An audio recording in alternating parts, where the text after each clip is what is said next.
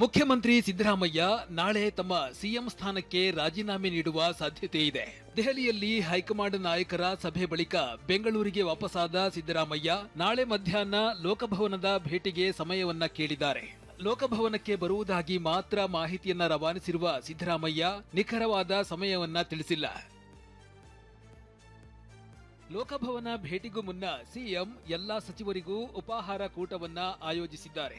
ಉಪಾಹಾರ ಕೂಟಕ್ಕೆ ಬರುವಂತೆ ಸಚಿವರಿಗೆ ಸಿಎಂ ಕಚೇರಿಯಿಂದ ವೈಯಕ್ತಿಕವಾಗಿ ಆಹ್ವಾನಿಸಲಾಗಿದೆ. ಮಂಗಳವಾರ ರಾತ್ರಿಯೇ ಎಲ್ಲಾ ಸಚಿವರಿಗೂ ಉಪಾಹಾರ ಕೂಟಕ್ಕೆ ಬರುವಂತೆ ಮೆಸೇಜ್ ನೀಡಲಾಗಿದೆ. ಸಚಿವರ ಉಪಾಹಾರ ಕೂಟದ ಬಳಿಕ ಸಿಎಂ ಲೋಕಭವನಕ್ಕೆ ತೆರಳಿ ರಾಜೀನಾಮೆ ಸಲ್ಲಿಸುವ ಸಾಧ್ಯತೆ ಇದೆ. ಸಿದ್ದರಾಮಯ್ಯ ರಾಜೀನಾಮೆ ಬಗ್ಗೆ ವಲಯದ ಸಚಿವರು ಮಾಧ್ಯಮಗಳಿಗೆ ಗುಟ್ಟು ಬಿಟ್ಟು ಕೊಟ್ಟಿಲ್ಲ. ನಾಳೆ ನಡೆಯಲಿರೋ ಬ್ರೇಕ್ಫಾಸ್ಟ್ ಮೀಟಿಂಗ್ನಲ್ಲಿ ಗೊಂದಲಗಳಿಗೆ ಪರಿಹಾರ ಸಿಗಬಹುದು ಅಂತಷ್ಟೇ ಹೇಳಿದ್ದಾರೆ. ಸಚಿವ ಸತೀಶ್ ಜಾರಕಿಹೊಳಿ ಮೇಲ್ನೋಟಕ್ಕೆ ರಾಜೀನಾಮೆ ಕೊಡೋ ರೀತಿ ಕಾಣ್ತಿದೆ ಎಂದಿದ್ದಾರೆ. ಮೇಲ್ನೋಟಕ್ಕೆಲ್ಲ ಕಾಣ್ತದೆ, ಈಗಾಗಲೇ ಎಲ್ಲ ಆಗಿದೆ. ಅಧಿಕೃತವಾಗಿ ಎಲ್ಲೂ ಬಂದಿಲ್ಲ. ಅಧಿಕೃತವಾಗಿ ಬರೋವರೆಗೆ ನಾವು ಏನು ಹೇಳಲಿಕ್ಕಾಗಲ್ಲ. ಬಂದಮೇಲೆ ನಮ್ಮ ಅಭಿಪ್ರಾಯಗಳನ್ನು ಹಂಚಿಕೊಳ್ತೀವಿ. ಇಲ್ಲಿವರೆಗೂ ನಡೆದಿರೋದು ಎಲ್ಲ ಪೇಪರ್ಗಳಲ್ಲಿ, ನಿಮ್ಮ ಟಿವಿಗಳಲ್ಲಿ ನೋಡಿದ್ದೀವಿ. ನಮಗೆ ಯಾವುದೂ ಗೊತ್ತಿಲ್ಲ. ಮಾನ್ಯ ಮುಖ್ಯಮಂತ್ರಿಗಳು ಬೆಳಿಗ್ಗೆ ಕರೆದಿದ್ದಾರೆ ಅಂತ ನೀವು ಹೇಳ್ತಾ ಇದ್ದೀರಿ. ನನಗಿನ್ನೂ ಮೆಸೇಜ್ ಇಲ್ಲ. ಇನ್ನೂ ಮೆಸೇಜ್ ಬಂದಿಲ್ಲ? ಇಲ್ಲ. ಮಾನ್ಯ ಮುಖ್ಯಮಂತ್ರಿಗಳು ಕರೆದ್ರೆ ನಾವು ಹೋಗ್ತೀವಿ, ಏನು ವಿಷಯಗಳನ್ನು ತಿಳ್ಕೊಂತೀವಿ. ಈಗ ನಿನ್ನೆ ಏನೇನು ಚರ್ಚೆಗಳಾಗಿದೆ ಎಲ್ಲ ವಿಷಯಗಳು ನಾಳೆ ಅಲ್ಲಿ ಮಾತನಾಡ್ತಾರೆ. ತದನಂತರ ಏನಾಯಿತು ದೆಹಲಿಯಲ್ಲಿ ಅಂತೇಳಿ ಅಧಿಕೃತವಾಗಿ ಎಲ್ಲ ಹೇಳ್ತಾರೆ. ಮತ್ತು ಮುಖ್ಯಮಂತ್ರಿಗಳು ಸಭೆ ನಂತರ ಮುಂದೆ ಏನು ಅಂತ ನಾವು ನೋಡೋಣ. ಸಿಎಂ ರಾಜೀನಾಮೆ ಸಾಧ್ಯತೆ ಮಧ್ಯೆ ರಾಜ್ಯ ಕಾಂಗ್ರೆಸ್ ಉಸ್ತುವಾರಿ ರಣದೀಪ್ ಸಿಂಗ್ ಸುರ್ಜೇವಾಲಾ ಬೆಂಗಳೂರಿಗೆ ಆಗಮಿಸಿದ್ದಾರೆ. ಸಿಎಂ ರಾಜೀನಾಮೆ ಸಾಧ್ಯತೆ ಬಗ್ಗೆ ಮಾಧ್ಯಮಗಳಿಗೆ ಪ್ರತಿಕ್ರಿಯೆ ನೀಡಿದ ರಣದೀಪ್ ಸುರ್ಜೇವಾಲಾ ಸದ್ಯಕ್ಕೆ ಯಾವುದೇ ನಿರ್ಧಾರವನ್ನ ಹೈಕಮಾಂಡ್ ತೆಗೆದುಕೊಂಡಿಲ್ಲ ಅಂತ ಹೇಳಿದ್ರು. Currently, no meeting of the legislature party has been called by the Congress party. No other decision has yet been taken. As things evolve, we will inform you.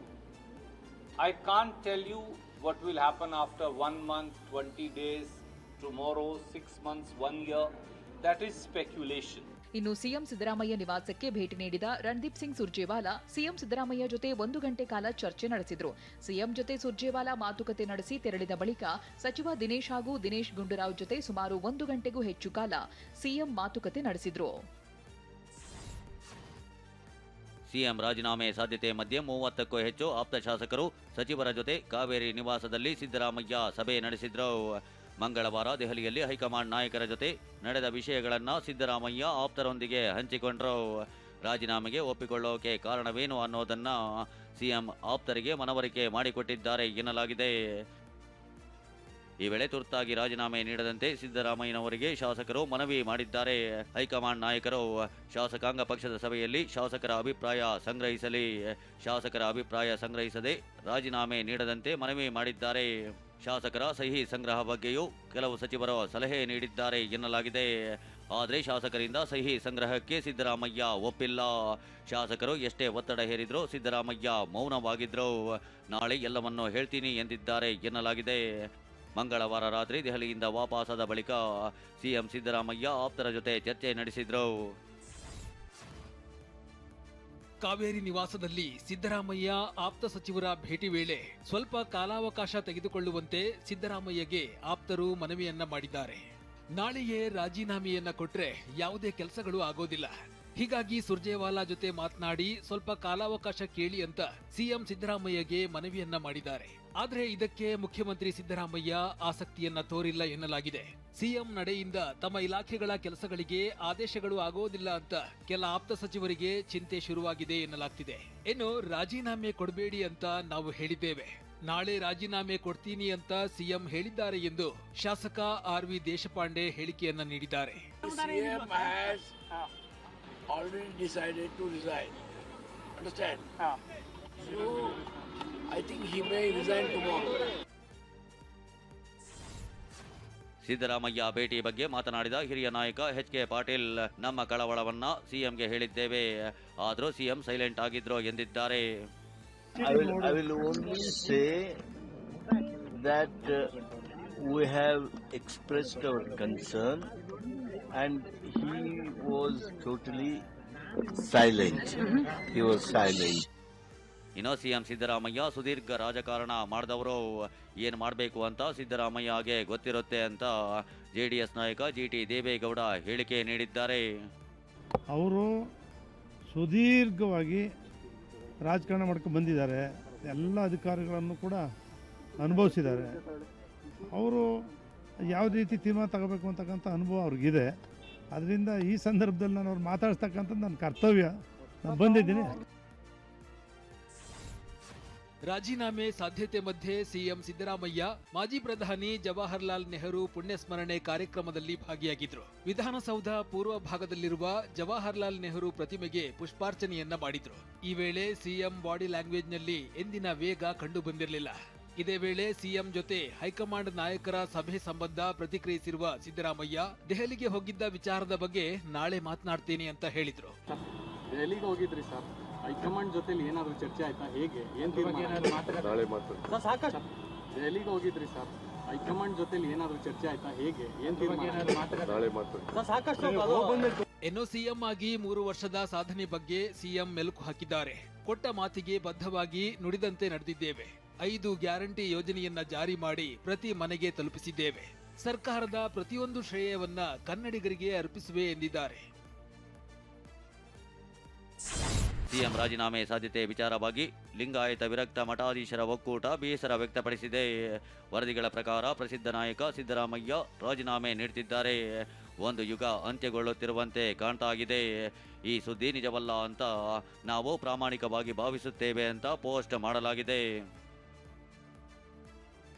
ಈ ಸುದ್ದಿ ನಿಜವಲ್ಲ ಎಂದು ಪ್ರಾಮಾಣಿಕವಾಗಿ ಭಾವಿಸುತ್ತೇವೆ. ಲಿಂಗಾಯತ ಧರ್ಮ ಮತ್ತು ಶರಣರಿಗೆ ನಿಮ್ಮ ಕೊಡುಗೆ ಯಾವುದೇ ತಥಾಕಥಿತ ಲಿಂಗಾಯತ ನಾಯಕರಿಗಿಂತ ಹೆಚ್ಚಿನದಾಗಿದೆ. ಸಮಾಜವಾದ, ಕಲ್ಯಾಣ ರಾಜಕೀಯ ಬಗ್ಗೆ ಸ್ಪಷ್ಟತೆ ಹೊಂದಿದ್ದ ಇಂತಹ ಯಾವುದೇ ನಾಯಕ ನಮಗೆ ಎಂದಿಗೂ ಸಿಗುವುದಿಲ್ಲ. ಪ್ರತ್ಯೇಕ ಧರ್ಮ ಸ್ಥಾನಮಾನಕ್ಕಾಗಿ ಹೋರಾಟದಲ್ಲಿ ನೀವು ನಮ್ಮ ಬೆನ್ನಿಗೆ ನಿಂತಿದ್ದನ್ನು ನಾವು ಎಂದಿಗೂ ಮರೆಯುವುದಿಲ್ಲ. ನಿಮ್ಮ ನೀತಿಗಳನ್ನು ಎಂದಿಗೂ ಮರೆಯುವುದಿಲ್ಲ. ಸಿಎಂ ರಾಜೀನಾಮೆ ಸಾಧ್ಯತೆ ವಿಚಾರಕ್ಕೆ ಸಂಬಂಧಿಸಿದಂತೆ ಶೋಷಿತ ವರ್ಗಗಳ ಒಕ್ಕೂಟದ ಅಧ್ಯಕ್ಷ ರಾಮಚಂದ್ರಪ್ಪ ಹೈಕಮಾಂಡ್ಗೆ ಎಚ್ಚರಿಕೆಯನ್ನ ನೀಡಿದ್ದಾರೆ. ಅಹಿಂದ ವರ್ಗದ ಮತಗಳಿಂದಲೇ ಕಾಂಗ್ರೆಸ್ ಅಧಿಕಾರಕ್ಕೆ ಬಂದಿದ್ದು. ಸಿದ್ದರಾಮಯ್ಯನವರ ವರ್ಚಸ್ಸು ಕಡೆಗಣಿಸಿದ್ರೆ ನಾಳೆಯಿಂದಲೇ ಉಗ್ರ ಹೋರಾಟ ಮಾಡುವುದಾಗಿ ಗುಡುಗಿದ್ದಾರೆ. ನಮ್ಗೇನಿದ್ದಾರೆ, ಮುಂದಿನ ದಿನಗಳಲ್ಲಿ ನಾವು ಓಟ್ ಹಾಕಿ ಆಯ್ಕೆ ಮಾಡಿರೋರು, ನಮ್ಮ ಸಮಾಜ ಓಟ್ ಹಾಕಿ, ಸಮಾಜ ಹಿಂದುಳಿದ ಜಾತಿಗಳವರು ಮತ್ತೆ ಅಹಿಂದ ವರ್ಗ ಓಟ್ ಹಾಕಿ ಗೆಲ್ಸಿರ್ತಕ್ಕಂಥ ಸರ್ಕಾರ ಈಗ ನಡೀತಿರೋದು. ಆ ಸರ್ಕಾರನ ಯಾವುದೇ ರೀತಿಯಲ್ಲಿ ಬದಲಾವಣೆ ಮಾಡಬಾರ್ದು ಅಂತ ಅನ್ನೋದು ನಮ್ಮ ಡಿಮ್ಯಾಂಡ್. 20 ವರ್ಷಗಳಿಂದ ಅಧಿಕಾರದಲ್ಲಿ ಇದ್ದಾರೆ ಅಂತ ಹೇಳ್ತಿರಲ್ಲ, ಯಾವ ನಾಯಕ ಕಾಂಗ್ರೆಸ್ ಪಕ್ಷದಲ್ಲಿ ಯಾವ ನಾಯಕ ಅಂತ ವರ್ಚಸ್ಸಿರೋಂಥ ನಾಯಕ ತೋರಿಸ್ರಿ. ರಾಜೀನಾಮೆ ಸಾಧ್ಯತೆ ಮಧ್ಯೆ ಸಿಎಂ ಸಿದ್ದರಾಮಯ್ಯ ವಿಧಾನಸೌಧದ ತಮ್ಮ ಕಚೇರಿಗೆ ಆಗಮಿಸಿ ಬಹುನಿರೀಕ್ಷಿತ ಜಾತಿ ಗಣತಿ ವರದಿಯನ್ನ ಅಧಿಕೃತವಾಗಿ ಸ್ವೀಕರಿಸಿದ್ರು. ಸಿಎಂ ಕಚೇರಿಗೆ ಆಗಮಿಸುತ್ತಿದ್ದಂತೆ ಅಲ್ಲಿದ್ದವರು ಸಿದ್ದರಾಮಯ್ಯ ಅವರಿಗೆ ಜೋರಾಗಿ ಜೈಕಾರ ಕೂಗಿದ್ರು. ಹಿಂದುಳಿದ ವರ್ಗಗಳ ಆಯೋಗದ ಅಧ್ಯಕ್ಷ ಮಧುಸೂದನ್ ನಾಯ್ಕ್ ಅವರಿಂದ ಸಾಮಾಜಿಕ ಮತ್ತು ಆರ್ಥಿಕ ಸಮೀಕ್ಷೆಯ ವರದಿಯನ್ನ ಪಡೆಯಲು ಸಿಎಂ 3/4 ಗಂಟೆ ಕಾದಿದ್ರು. ಇದೇ ವೇಳೆ ಮುಖ್ಯಮಂತ್ರಿಗಳ ಸಚಿವಾಲಯದ ಗುತ್ತಿಗೆ ಸಿಬ್ಬಂದಿ ಸಿಎಂ ರಾಜೀನಾಮೆ ನೀಡಬಾರದು ಅಂತ ಕಚೇರಿಯಲ್ಲೇ ಕಣ್ಣೀರಿಟ್ಟ ಪ್ರಸಂಗ ನಡೆಯಿತು. ಕೂಡಲೇ ಭಾವುಕರಾದ ಸಿಬ್ಬಂದಿಯನ್ನ ಸಮಾಧಾನ ಪಡಿಸಿದ ಸಿದ್ದರಾಮಯ್ಯ ವಿಧಾನಸೌಧದಿಂದ ನಿರ್ಗಮಿಸಿದ್ರು. ನಿರ್ಗಮನದ ವೇಳೆ ಸಿಎಂ ನೌಕರರ ಹತ್ರ ಕೈ ಮುಗಿದು ತೆರಳಿದ್ರು.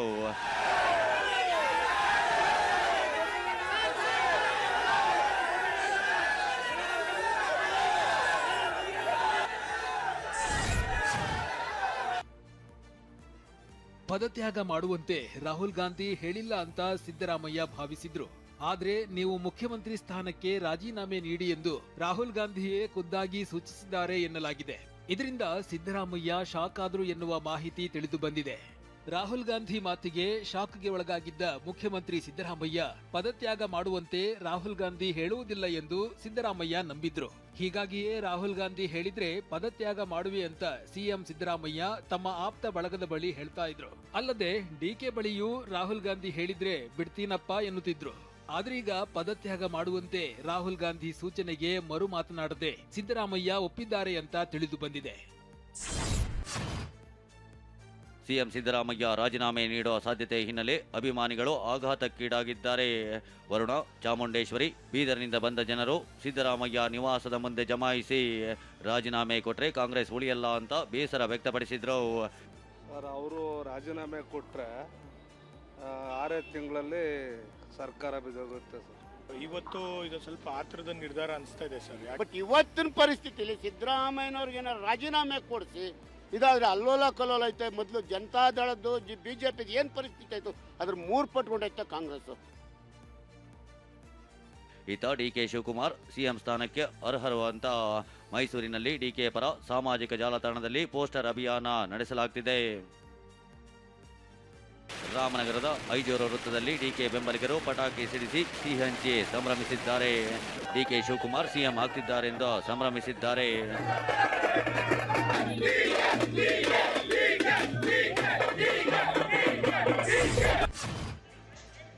ಹೈಕಮಾಂಡ್ ಜೊತೆಗಿನ ಸಭೆ ಬಳಿಕ ದೆಹಲಿಯಲ್ಲೇ ಉಳಿದುಕೊಂಡಿರುವ ಡಿಕೆ ಶಿವಕುಮಾರ್ ಬೆಂಗಳೂರಿಗೆ ವಾಪಸ್ಸಾಗಿದ್ದಾರೆ. ಡಿಕೆ ಆಗಮನ ಹಿನ್ನೆಲೆ ವಿಮಾನ ನಿಲ್ದಾಣದಲ್ಲಿ ಬಿಗಿ ಭದ್ರತೆ ನಿಯೋಜಿಸಲಾಗಿತ್ತು. ಇಂಡಿಗೋ 6E811 ವಿಮಾನದಲ್ಲಿ ಕೆಂಪೇಗೌಡ ವಿಮಾನ ನಿಲ್ದಾಣಕ್ಕೆ ಬಂದಿಳಿದ ಡಿಕೆ ಶಿವಕುಮಾರ್ ಕೆಐಎಬಿ ವಿಐಪಿ ಅರೈವಲ್ ಗೇಟ್ನಲ್ಲೇ ಹೊಸ ಮರ್ಸಿಡೀಸ್ ಬೆನ್ಸ್ G63 ಕಾರು ಹತ್ತಿದ್ರು. ಈ ವೇಳೆ ಬೆಂಬಲಿಗರು, ಅಭಿಮಾನಿಗಳು ಜೈಕಾರ ಕೂಗಿದ್ರು. ಡಿಕೆ ಕೈ ಮುಗಿದು ತೆರಳಿದ್ರು. ಸದಾಶಿವ ನಗರಕ್ಕೆ ಆಗಮಿಸಿದ ಡಿಸಿಎಂರನ್ನ ಅಭಿಮಾನಿಗಳು ಘೋಷಣೆ ಕೂಗೋ ಮೂಲಕ ಸ್ವಾಗತಿಸಿದ್ರು. ಗುರುವಾರ ನಡೆಯಲಿರುವ ಸಿದ್ದರಾಮಯ್ಯ ಉಪಹಾರ ಕೂಟದಲ್ಲಿ ಡಿಕೆ ಶಿವಕುಮಾರ್ ಭಾಗಿಯಾಗಲಿದ್ದಾರೆ. ಸಿಎಂ ಸಿದ್ದರಾಮಯ್ಯ ಖುದ್ದಾಗಿ ಡಿಸಿಎಂ ಡಿಕೆ ಸೇರಿದಂತೆ ಸಚಿವರಿಗೆ ಬ್ರೇಕ್ಫಾಸ್ಟ್ ಮೀಟಿಂಗ್ಗೆ ಆಹ್ವಾನಿಸಿದ್ದಾರೆ. ಇತ್ತ ದೆಹಲಿಯಿಂದ ಬೆಂಗಳೂರಿಗೆ ವಾಪಸ್ಸಾದ ಮಾಜಿ ಸಂಸದ ಡಿಕೆ ಸುರೇಶ್ ಏನೂ ಮಾತನಾಡಲಿಲ್ಲ. ಎಲ್ರಿಗೂ ಥ್ಯಾಂಕ್ಸ್ ಎಂದಷ್ಟೇ ಹೇಳಿ ತಮ್ಮ ನಿವಾಸದತ್ತ ಹೊರಟರು. ಡಿಕೆ ಶಿವಕುಮಾರ್ ಬಣದ ನಾಯಕರು ಬ್ಯಾಟಿಂಗ್ ಮುಂದುವರೆಸಿದ್ದಾರೆ. ವರಿಷ್ಠರು ಒಂದು ತೀರ್ಮಾನಕ್ಕೆ ಬಂದಿದ್ದಾರೆ. ನಾವು ಏನು ಬಯಸ್ತಾ ಇದ್ವಿ ಅದಕ್ಕೆ ತೆರೆ ಎಳೆದಿದ್ದಾರೆ ಅಂತ ಶಾಸಕ ಇಕ್ಬಾಲ್ ಹುಸೇನ್ ಹೇಳಿದ್ದಾರೆ. ಸೊ ನಾನು ಮೊಟ್ಟ ಮೊದಲನೇದಾಗಿ ಭಗವಂತನಿಗೆ ಎಲ್ಲರ ಪರವಾಗಿ ನನ್ನ ವೈಯಕ್ತಿಕ ಭಗವಂತನಿಗೆ ಕೋಟಿ ನಮಸ್ಕಾರಗಳನ್ನು ನಾನು ಅರ್ಪಿಸ್ತೇನೆ. ನಾನು ಒಂದು ಒಳ್ಳೆಯ ಶುಭಗಳಿಗೆ ಪ್ರಾಯಶಃ ನಮ್ಮ ಜೀವನದಲ್ಲಿ ಸಂತೋಷಕರವಾದಂಥ ಒಂದು ಗಳಿಗೆ ಇನ್ಯಾವುದೂ ಇಲ್ಲ. ಶಾಸಕ ಎಚ್ ಸಿ ಬಾಲಕೃಷ್ಣ ಕೂಡ ಸಿದ್ದರಾಮಯ್ಯ ನಂತರ ಡಿಕೆ ಶಿವಕುಮಾರ್ ಅವರೇ ಸಿಎಂ ಆಗಬೇಕು, ನಮ್ಮ ಜಿಲ್ಲೆಯವರೇ ಸಿಎಂ ಆಗಬೇಕು ಅಂತ ಹೇಳಿದ್ದಾರೆ. ಡಿಕೆ ಶಿವಕುಮಾರ್ ಅವರಿಗೆ ಶುಭಗಳಿಗೆ ಬರಬೇಕು ಅಂತಂದರೆ ಸಿದ್ದರಾಮಣ್ಣವರ ಆಶೀರ್ವಾದ ಭಾಳ ಮುಖ್ಯ. ಅದಾದರೆ ಡಿಕೆ ಶಿವಕುಮಾರ್ ಅವ್ರಿಗೆ ಶುಭಗಳಿಗೆ ಬರ್ತದೆ. ಸಿದ್ದರಾಮಣ್ಣವ್ರ ನಂತರ ಡಿಕೆ ಶಿವಕುಮಾರ್ ಅವ್ರಿಗೆ ಅವಕಾಶ ಮಾಡಿಕೊಡ್ಬೇಕು. ಇದುವರೆಗೂ ಕೆಂಗಲ್ ಹನುಮಂತಯ್ಯನವ್ರನ್ನ ಬಿಟ್ಟರೆ ನಮ್ಮ ಜಿಲ್ಲೆಯವರು ಮುಖ್ಯಮಂತ್ರಿ ಆಗ್ತಾರೆ ಡಿಕೆ ಶಿವಕುಮಾರ್ ಅವರು.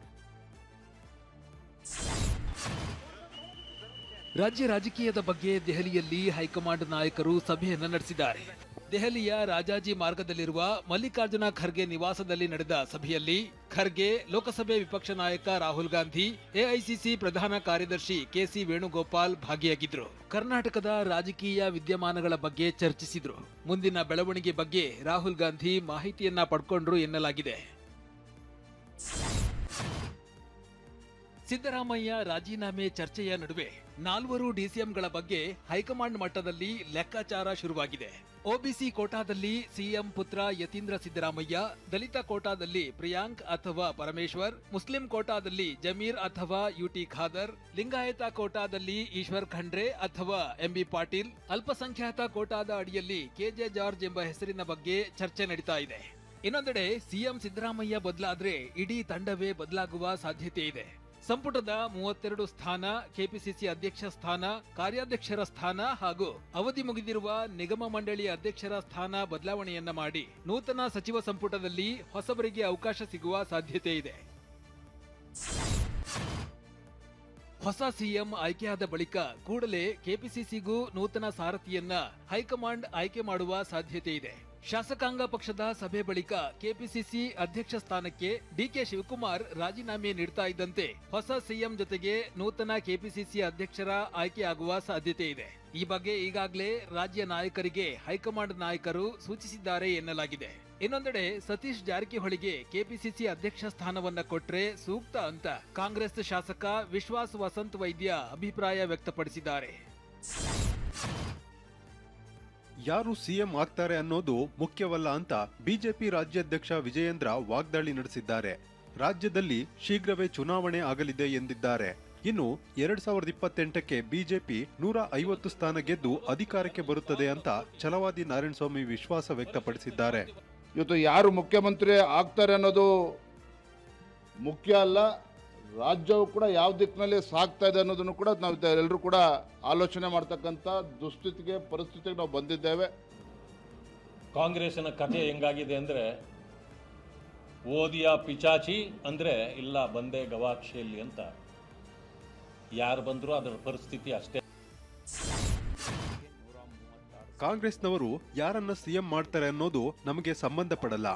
ನಮ್ಮ ಕಾಳಜಿ ಇರೋದು ಇಷ್ಟೇ, 60% ಲಂಚಕ್ಕೆ ಕಮಿಷನ್ಗೆ ಇಳಿದಿದ್ದೀರಾ, ಇದನ್ನ ಶೂನ್ಯಕ್ಕೆ ಇಳಿಸುವ ತಾಕತ್ತು ಇದೆಯೇ ನಿಮ್ಗೆ ಅಂತ ಬಿಜೆಪಿ ಎಂಎಲ್ಸಿ ಸಿಟಿ ರವಿ ಪ್ರಶ್ನಿಸಿದ್ದಾರೆ.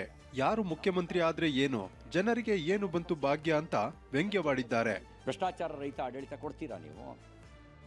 60-80% ಏರಿಸಿ ಇನ್ನಷ್ಟು ಬದುಕನ್ನು ದುಸ್ತರಗೊಳಿಸ್ಬೋದು ನಿಮ್ಮ ಕಡೆಯಿಂದ. ಇವತ್ತು ಯುವಕರು ಉದ್ಯೋಗಕ್ಕಾಗಿ ಹೋರಾಟ ಮಾಡ್ತಾ ಇದ್ದಾರಲ್ಲ, ಅವರಿಗೆ ಉದ್ಯೋಗ ಕೊಡುವ ಭರವಸೆ ಇದೆಯಾ? ಈ ಪ್ರಶ್ನೆಗಳಿಗೆ ನೀವು ಉತ್ತರ ಕೊಡಿ. ನೀವು ಯಾರು ಮುಖ್ಯಮಂತ್ರಿ ಆದ್ರೇನು, ಜನರಿಗೇನು ಬಂತು ಭಾಗ್ಯ? ಜನರಿಗೆ ಇದೇ ಭ್ರಷ್ಟಾಚಾರ ಆದರೆ. ಸಿದ್ದರಾಮಯ್ಯ ಡಿಕೆ ಶಿವಕುಮಾರ್ ಮಧ್ಯೆ ಪಟ್ಟಕ್ಕಾಗಿ ನಡೆದ ಫೈಟ್ನಲ್ಲಿ ದಲಿತ ಸಿಎಂ ಕೂಗಿ ಎದ್ದಿತ್ತು. ಆದ್ರೀಗ ಹೈಕಮಾಂಡ್ ಡಿಕೆ ಶಿವಕುಮಾರ್ ರನ್ನ ಸಿಎಂ ಮಾಡುವ ಸಾಧ್ಯತೆ ಇದೆ. ಈ ಸಂಬಂಧ ಕಾಂಗ್ರೆಸ್ ವಿರುದ್ಧ ವಾಗ್ದಾಳಿ ನಡೆಸಿದ ಬಿಜೆಪಿ ನಾಯಕರು ಕಾಂಗ್ರೆಸ್ ದಲಿತರನ್ನು ವೋಟ್ ಬ್ಯಾಂಕ್ ಮಾಡಿಕೊಂಡಿದೆ ಎಂದಿದ್ದಾರೆ. ಆಮೇಲೆ ಕಾಂಗ್ರೆಸ್ ಅಲ್ಲಿರೋ ದಲಿತ ಲೀಡರ್ಗಳು ಇದ್ದಾರಲ್ಲ, ಒಂಥರ ಏನೋ ಶುಗರ್ಲೆಸ್ ಸೀಡ್ಲೆಸ್ ಇದ್ದಂಗೆ. ಅವರು ತಾಕತ್ತೇ ಇಲ್ಲ ಕೇಳಕ್ಕೆ ಅವ್ರಿಗೆ. ನಾವು ಮುಖ್ಯಮಂತ್ರಿ ಆಗ್ಬೇಕು, ಎಷ್ಟು ದಿನ ವಂಚನೆ ಮಾಡ್ತಿರೋ ಅಂತ ಕೇಳೋ ತಾಕತ್ ಯಾವಾಗಾದ್ರೂ ಇದೆಯಾ? ಯಾರಿಗೂ ಇಲ್ಲ.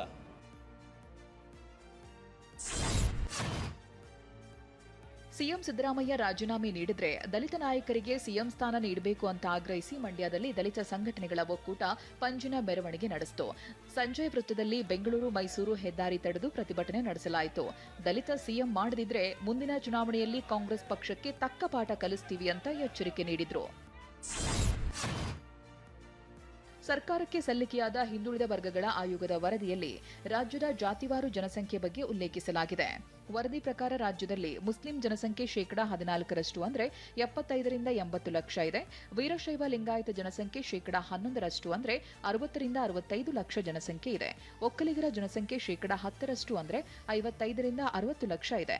ಕುರುಬರ ಜನಸಂಖ್ಯೆ 8% ಅಂದರೆ 40-45 ಲಕ್ಷ ಇದೆ. ತಮಿಳುನಾಡು ಸಿಎಂ ವಿಜಯ್ ಪ್ರಧಾನಿ ಮೋದಿ ಅವರನ್ನ ಭೇಟಿಯಾಗಿದ್ದಾರೆ. ಸಿಎಂ ಆದ ಬಳಿಕ ಮೊದಲ ಬಾರಿಗೆ ಮೋದಿ ಭೇಟಿಯಾಗಿ ಚರ್ಚಿಸಿದ್ದಾರೆ. ಮೋದಿ ಭೇಟಿಯಾಗಿ ಹಲವು ವಿಚಾರ ಪ್ರಸ್ತಾಪಿಸಿರೋ ವಿಜಯ್ ಮೇಕೆದಾಟು ಯೋಜನೆಯನ್ನು ಪ್ರಸ್ತಾಪಿಸಿರೋ ಸಾಧ್ಯತೆ ಇದೆ. ಮೇಕೆದಾಟು ಯೋಜನೆ ವಿರೋಧಿಸಿರೋ ವಿಜಯ್ ದೆಹಲಿಯಲ್ಲಿ ಪ್ರಧಾನಿ ಮೋದಿಗೆ ಪತ್ರ ಬರೆದಿದ್ರು. ಮಧ್ಯಪ್ರವೇಶ ಮಾಡುವಂತೆ ಒತ್ತಾಯಿಸಿದ್ರು. ಮೇಕೆದಾಟು ಯೋಜನೆಗೆ ತಮಿಳುನಾಡು ಸರ್ಕಾರ ನಿರಂತರ ಅಡ್ಡಿ ಖಂಡಿಸಿ ಚಾಮರಾಜನಗರದಲ್ಲಿ ಕನ್ನಡ ಸಂಘಟನೆಗಳು ರೊಚ್ಚಿಗೆದ್ದಿವೆ. ಭುವನೇಶ್ವರಿ ವೃತ್ತದ ಬಳಿ ಹೆದ್ದಾರಿ ತಡೆದು ತಮಿಳುನಾಡು ಸರ್ಕಾರ ಹಾಗೂ ಸಿಎಂ ವಿಜಯ್ ವಿರುದ್ಧ ತೀವ್ರ ಆಕ್ರೋಶ ಹೊರಹಾಕಿದ್ದಾರೆ. ಯೋಜನೆಗೆ ಮತ್ತೆ ಅಡ್ಡಿಪಡಿಸಿದ್ರೆ ಮುಂದಿನ ದಿನಗಳಲ್ಲಿ ಉಗ್ರ ಹೋರಾಟ ಮಾಡುವುದಾಗಿ ಕನ್ನಡಿಗರು ಎಚ್ಚರಿಸಿದ್ದಾರೆ. ಕೇರಳ ಮಾಜಿ ಸಿಎಂ ಪಿಣರಾಯಿ ವಿಜಯನ್ಗೆ ಇಡಿ ಶಾಕ್ ಕೊಟ್ಟಿದೆ. ಪಿಣರಾಯಿ ವಿಜಯನ್ ಮತ್ತು ಪುತ್ರಿಗೆ ಸೇರಿದ ಒಟ್ಟು 12 ಕಡೆ ದಾಳಿ ನಡೆಸಿ ಪರಿಶೀಲನೆ ನಡೆಸಿದೆ. ಬೆಂಗಳೂರಿನ ಬಿಟಿಎಂ ಲೇಔಟ್ನಲ್ಲಿರುವ ಪಿಣರಾಯಿ ಪುತ್ರಿಗೆ ಸೇರಿದ ಐಟಿ ಕಂಪನಿ ಎಕ್ಸಲಾಜಿಕ್ ಕನ್ಸಲ್ಟಿಂಗ್ನಲ್ಲೂ ಪರಿಶೀಲನೆ ನಡೆಸಲಾಗಿದೆ. ಸಿಎಂಆರ್ಎಲ್ ಕಂಪನಿಯಿಂದ ಅಕ್ರಮ ಹಣ ವರ್ಗಾವಣೆ ಆರೋಪದಡಿ ದಾಳಿಯಾಗಿದ್ದು, ಇಡಿ ಅಧಿಕಾರಿಗಳು ದಾಳಿ ನಡೆಸಿ ಮಹತ್ವದ ದಾಖಲೆಗಳನ್ನು ವಶಪಡಿಸಿಕೊಂಡಿದ್ದಾರೆ. ಮತದಾರರ ಪಟ್ಟಿ ವಿಶೇಷ ಪರಿಷ್ಕರಣೆ ಪ್ರಶ್ನಿಸಿದ್ದ ಅರ್ಜಿಗಳನ್ನು ಸುಪ್ರೀಂ ಕೋರ್ಟ್ ವಜಾಗೊಳಿಸಿದೆ. ಮುಖ್ಯ ನ್ಯಾಯಮೂರ್ತಿ ಸೂರ್ಯಕಾಂತ್ ಪೀಠ ಮುಕ್ತ ಚುನಾವಣೆ ನಡೆಸಲು ಎಸ್ಐಆರ್ ಪ್ರಕ್ರಿಯೆ ಅತ್ಯಗತ್ಯ, ಇದು ಚುನಾವಣಾ ಆಯೋಗದ ಸಾಂವಿಧಾನಿಕ ಹಕ್ಕು ಎಂದಿದೆ. ಬಿಹಾರ ಸೇರಿದಂತೆ ವಿವಿಧ ರಾಜ್ಯಗಳ ಇಸಿ ಕ್ರಮಗಳನ್ನು ಎತ್ತಿ ಹಿಡಿದಿದೆ. ಕಾಂಗ್ರೆಸ್ನ ಪ್ರತಿಷ್ಠಿತ ಎಸ್ಐಆರ್ ಸಭೆಗೆ ಗೈರಾದ ಕೆಪಿಸಿಸಿ ಪದಾಧಿಕಾರಿಗಳಿಗೆ ಹೈಕಮಾಂಡ್ ಹಾಗೂ ರಾಜ್ಯ ನಾಯಕತ್ವ ಬಿಗ್ ಶಾಕ್ ನೀಡಿದೆ. ನಿಕೇತ್ ರಾಜ್ ಮೌರ್ಯ, ಭಾವನಾ ರಾಮಣ್ಣ ಸೇರಿದಂತೆ ಜವಾಬ್ದಾರಿ ಮರೆತ ಒಟ್ಟು 32 ಪದಾಧಿಕಾರಿಗಳಿಗೆ ಕೆಪಿಸಿಸಿ ಗೇಟ್ ಪಾಸ್ ನೀಡಿದೆ. ಪುಣೆ ಪೋರ್ಷೆ ಅಪಘಾತ ಪ್ರಕರಣದ ಆರೋಪಿಗೆ ಜಾಮೀನು ಸಿಕ್ಕಿದೆ. ಆರೋಪಿಗೆ ಜಾಮೀನು ಸಿಕ್ಕಿದ್ದಕ್ಕೆ ತಂದೆ ವಿಶಾಲ್ ಅಗರ್ವಾಲ್ ಡಾನ್ಸ್ ಮಾಡಿದ್ದಾರೆ. ನೋಟಿನ ಹಾರ ಧರಿಸಿ ಇಡೀ ಕುಟುಂಬವೇ ಕುಣಿದಾಡಿದೆ. ಇಬ್ಬರು ಅಮಾಯಕರ ಬಲಿ ಪಡೆದವರ ಈ ಸಂಭ್ರಮಕ್ಕೆ ಇಡೀ ದೇಶಾದ್ಯಂತ ಭಾರೀ ಆಕ್ರೋಶ ವ್ಯಕ್ತವಾಗಿದೆ.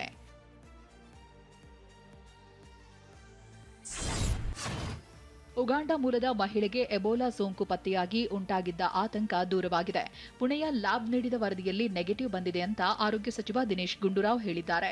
ಸದ್ಯ ಮಹಿಳೆ ಆರೋಗ್ಯವು ಸ್ಥಿರವಾಗಿದ್ದು, ಮಹಿಳೆ ಅವರ ದೇಶಕ್ಕೆ ವಾಪಸ್ ಹೋಗ್ತಿದ್ದಾರೆ ಅಂತ ದಿನೇಶ್ ಗುಂಡೂರಾವ್ ಮಾಹಿತಿ ನೀಡಿದರು.